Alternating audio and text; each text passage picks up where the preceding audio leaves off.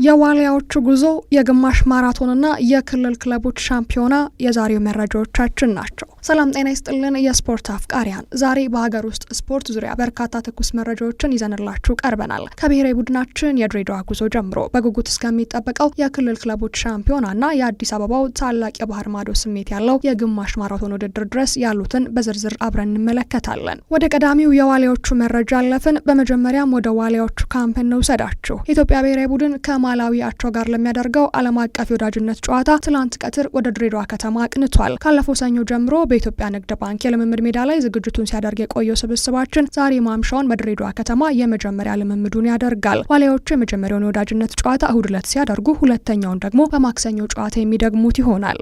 ቀጥለን የክልል ክለቦች ሻምፒዮና መረጃን እንመለከታለን። ድሬዳዋ ከተማ ሌላም ትልቅ የእግር ኳስ ድግስ ልታስተናግድ ነው። የ2018 የኢትዮጵያ ክልል ክለቦች ሻምፒዮና የወንዶችና የሴቶች እግር ኳስ ውድድር ከሐምሌ 5 እስከ ነሐሴ 3 ቀን ድረስ በድሬዳዋ እንደሚካሄድ የፌዴሬሽን ውድድር ዳይሬክቶሬት በይፋ አስታውቋል። በየክልሉና ከተማ አስተዳደሩ አሸናፊ የሆኑ ክለቦች የሚሳተፉበት ይህ ውድድር በሁለት ምድብ ተከፍሎ የሚከናወን ሲሆን 4 ምርጥ ቡድኖች ወደ ሀገር አቀፉ አንደኛ ሊግ የሚያልፉበትን ወርቃማ ዕድል ያገኛሉ። በመጨረሻም ወደ አትሌቲክሱ እንሻገር። 19ኛው የኢትዮጵያ ግማሽ ማራቶን ውድድር የፊታችን እሁድ በአዲስ አበባ ከተማ እንደሚካሄድ የኢትዮጵያ አትሌቲክስ ፌዴሬሽን አስታውቋል። ውድድሩን አስመልክቶም የፊታችን አርብ ከቀኑ 9 ሰዓት ላይ አዘጋጅ ኮሚቴው ለስፖርት ጋዜጠኞች ዝርዝር መግለጫ እንደሚሰጥ ታውቋል። እናም መግለጫውን ተከታትለን ሙሉ ዝርዝሩን የምናደርሳችሁ ይሆናል። የስፖርት ቤተሰቦች፣ ዋሊያዎቹ በማላዊው ጨዋታ ምን አይነት ውጤት ያስመዘግባሉ ብለው ያስባሉ? በከተማ ውስጥ ወደ አንደኛ ሊግ የሚያልፍ የክልል ክለብ አለ? ሀሳባችሁን በኮሜንት አጋሩን። ቪዲዮን ላይክ እና ሰብስክራይብ ማድረጋችሁን አትርሱ።